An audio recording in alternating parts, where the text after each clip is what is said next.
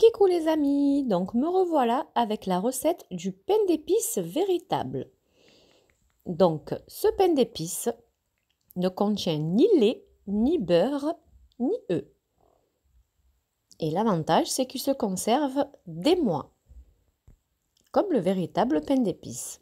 Donc le voici de plus près. Et maintenant on va préparer tous les ingrédients. Donc vous verrez, il est super rapide à préparer. Donc on prépare la casserole d'eau, la farine, on met une pincée de sel, la cuillère de bicarbonate, les épices et le miel. Donc du miel liquide, de toute fleur ou acacia. Donc on mélange le bicarbonate dans la farine. Donc moi j'ai mis 2 types de farine, comme vous verrez dans la liste des ingrédients.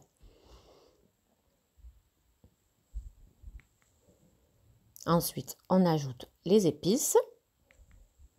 Donc c'est des épices spéciales pain d'épices.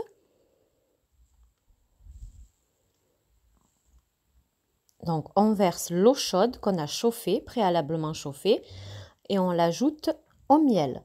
Donc il ne faut pas que l'eau soit bouillante, il faut qu'elle soit légèrement chauffée. Ensuite, une fois que c'est à peine tiède, on vient mélanger à notre préparation de poudre avec une cuillère en bois. On ajoute la dernière partie, on mélange bien.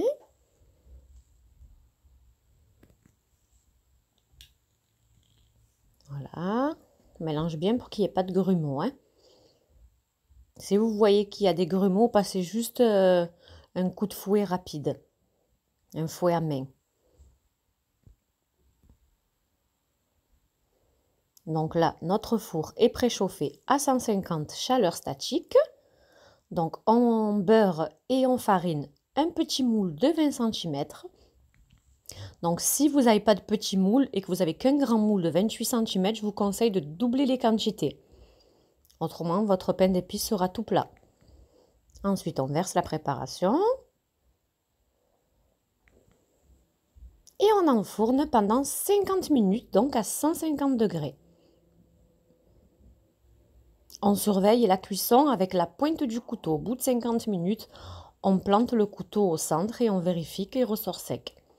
Dès que le pain d'épices est cuit, dès la sortie du four, il faut le démouler délicatement sans se brûler et l'enfermer tout de suite après dans un film alimentaire qui passe à la chaleur, donc ceux qui vont au micro-ondes.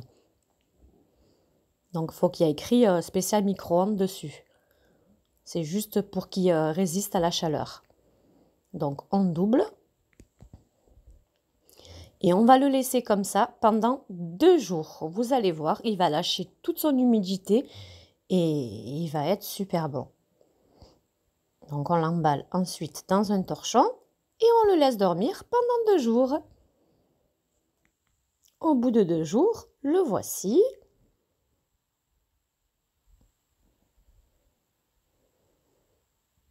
Voilà, de plus près. Vous voyez, il a une belle mie colorée au-dessus, elle est légèrement collante. Une belle croûte, pardon. Et donc voilà.